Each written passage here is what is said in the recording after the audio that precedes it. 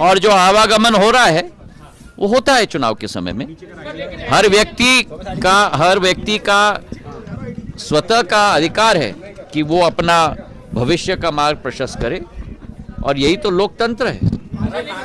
जिस तीव्र गति से हम लोग कार्य कर रहे हैं, चाहे एयरपोर्ट के विषय में हो, चाहे एलिवेटेड रोड के विषय में हो, चाहे बाड़ा के मल्टी लेवल कार पार्किंग की बात हो, चाहे हमारे चंबल की पानी की योजना की भी बात हो। मैं हर सोमवार को समीक्षा बैठक लेता हूं सारे विकास और प्रगति की योजनाओं की, खासकर जो हमारा एयरपोर्ट है। हमारी कोशिश यही है कि एक नया कीर्तिमान भारत के इतिहास में हम लोग स्थापित करें। इस एयरपोर्ट का शिलान्यास 16 अक्टूबर 2022 को गृह मंत्री जी के द्वारा हुआ था। साधारण तौर पर देश में इस स्तर का एयरपोर्ट करीब 2.5 से 3 साल लगते हैं उसके निर्माण कार्य के लिए, और हमारा लक्ष्य यही है कि एक नया कीर्तिमान हम लोग स्थापित करें। मेरी कोशिश है कि इसी वर्ष के अंत के पहले इसका पूर्ण समर्पण भाव के साथ जनता के लिए हम इस एयरपोर्ट को समर्पित करें, और उसी टारगेट के तहत हम लोग चल रहे हैं। आप देख रहे हैं कि तीव्र गति से कार्य भी हो रहा है। देखो, जैसे मैंने आपको सदैव कहा है,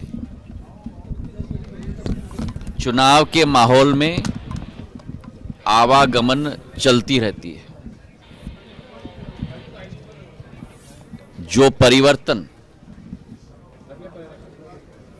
हमने मध्य प्रदेश के इतिहास में केवल एक बार पहले,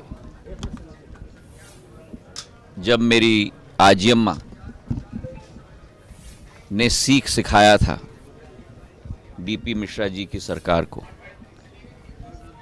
सिद्धांतों और मूल्यों के आधार पर, और उसी इतिहास जिस कांग्रेस की सरकार ने वादा खिलाफी इस मध्य प्रदेश की हर जनता के हर वर्ग के साथ, चाहे वो किसान हो, चाहे वो नौजवान हो, चाहे वो महिला हो, और भ्रष्टाचार का आलम अपने 15 महीनों की सरकार में की थी।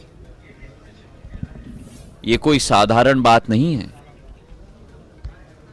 कि कैबिनेट के 6 मंत्री कैबिनेट मंत्री त्याग पत्र दें 15 महीने बाद। साधारण तौर पर हम लोग देखते हैं कि चुनाव के 6 महीने या 2 महीने पहले त्याग पत्र दिया जाता है, जैसे जो प्रक्रिया हम अभी देख रहे हैं।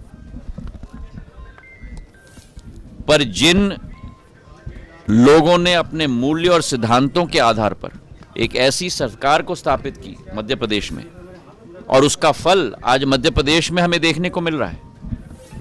कांग्रेस की सरकार होती तो क्या ये एयरपोर्ट संभव होता?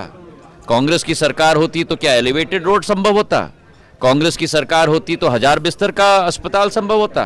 कांग्रेस की सरकार होती तो क्या मल्टी स्पेशलिटी अस्पताल संभव होता? आज ग्वालियर और पूर्ण चंबल संभाग और पूर्ण मध्य प्रदेश का जो विकास हो रहा है, शिवराज सिंह जी के नेतृत्व में, जो महिलाओं के खातों में 1000 रुपए और अब 1250 रुपए पहुंच रहे हैं, कांग्रेस की सरकार होती तो क्या यह संभव होता?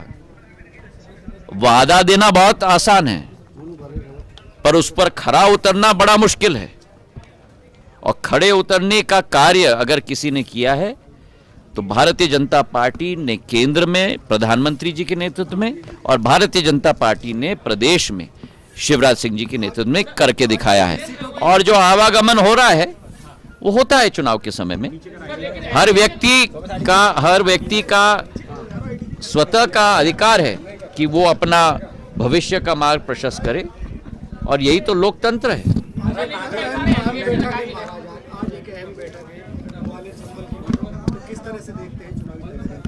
हम पूर्ण रूप से लगे हुए हैं। यात्राओं की भी शुरुआत होगी अगले हफ्ते से, मध्य प्रदेश के एक एक कोने से, जिसके समापन में स्वयं प्रधानमंत्री जी उपस्थित होंगे, जिसकी शुरुआत में गृह मंत्री जी, नड्डा साहब, गडकरी साहब, राजनाथ सिंह जी स्वयं उपस्थित होंगे।